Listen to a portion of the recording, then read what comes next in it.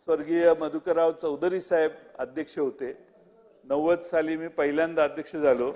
त्यावेळी दार उघडून आत येताना आमदार झालो. त्यावेळी दार येऊन किती लक्ष आहे बघा माझ्यावर.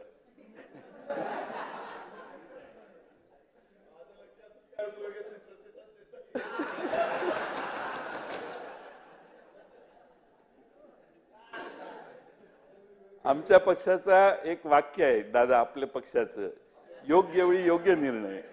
मागच्या 2.5 वर्षामध्ये अनेक गोष्टी आपल्या समोर झाल्या, पण ज्याचा उल्लेख झाला की कोर्ट म्हणून आपल्याला जास्त काळ काम करायला लागलं आणि आम्ही सगळे आपल्या समोर येऊन आमची बाजू मांडायला लागलो. त्यावेळी मला हेही मान्य केलं पाहिजे की कोर्ट म्हणून वरच्या 4थ्या मजल्यावर बसून त्यांनी न्यायदानाचं काम करताना देखील आम्हाला अतिशय उत्तम सहकार्य केलं. कधीही त्यांच्या बॉडी लँग्वेजमध्ये, त्यांच्या बोलण्यामध्ये कधीही दुजापणा आम्हाला कधी दिसला नाही. उलट आम्ही साक्ष देताना जे बोललो त्याच्या दुरुस्त्या करायच्यासाठी देखील ते मदत करायचे. त्यामुळं फार संयमी असं काम त्यांनी केलं आणि त्यांनी निकाल असा दिला की अजून सुप्रीम कोर्टाला त्याच्यावर निकाल देता आलेला नाही.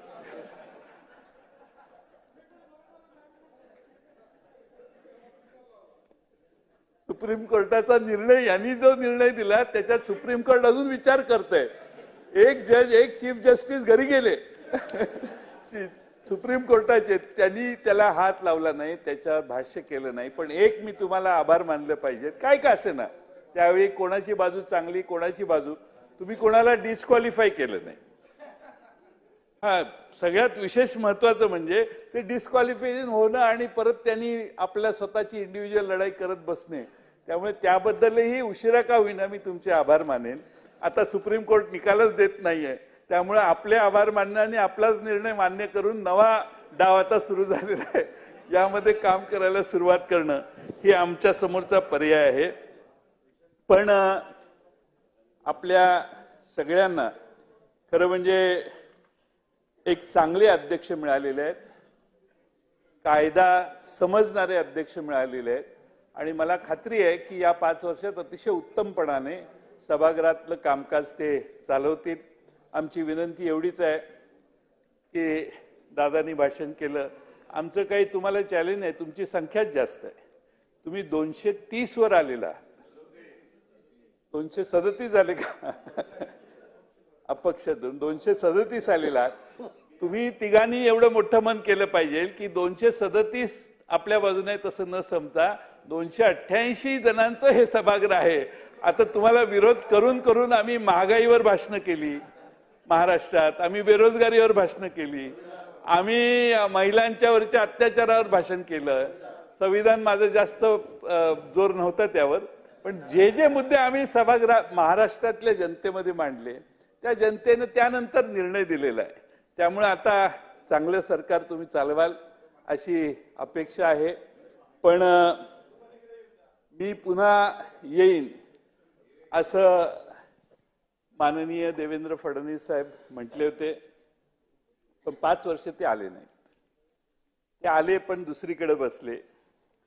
5 वर्षाच्या कालखंडात त्यांच्यात काय बदल झाले हे मी मगाशी त्यांच्या भाषणात ऐकलं.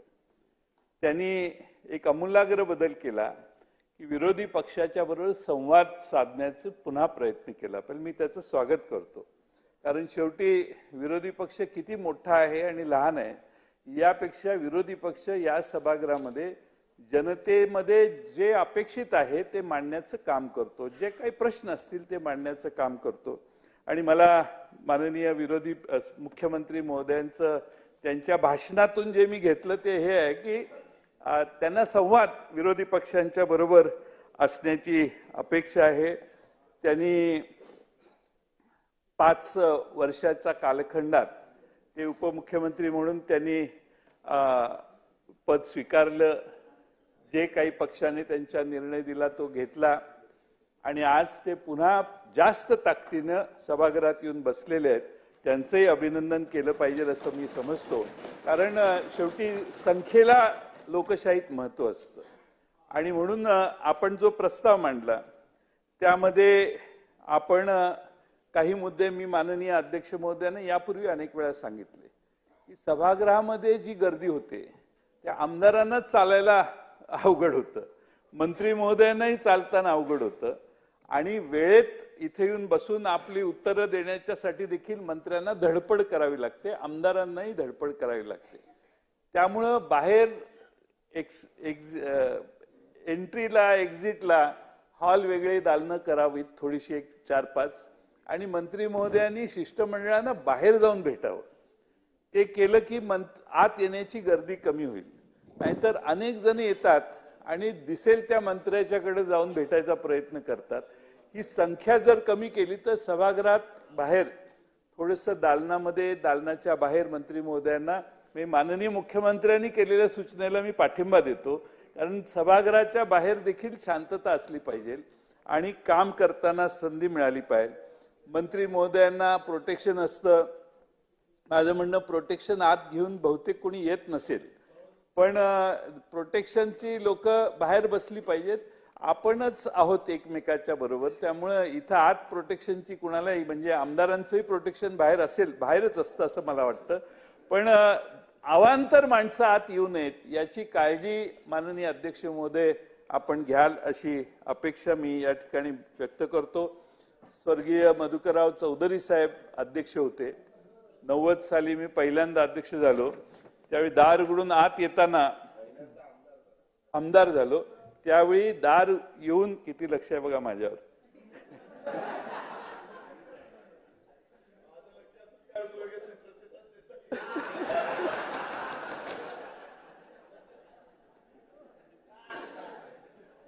आमच्या पक्षाचा एक वाक्य आहे दादा, आपल्या पक्षाचं, योग्य वेळी योग्य निर्णय. अध्यक्ष महोदय उभे राहिले की बाहेरून आतून विधानसभेचे सदस्य आत येताना तिथंच उभे राहायचे.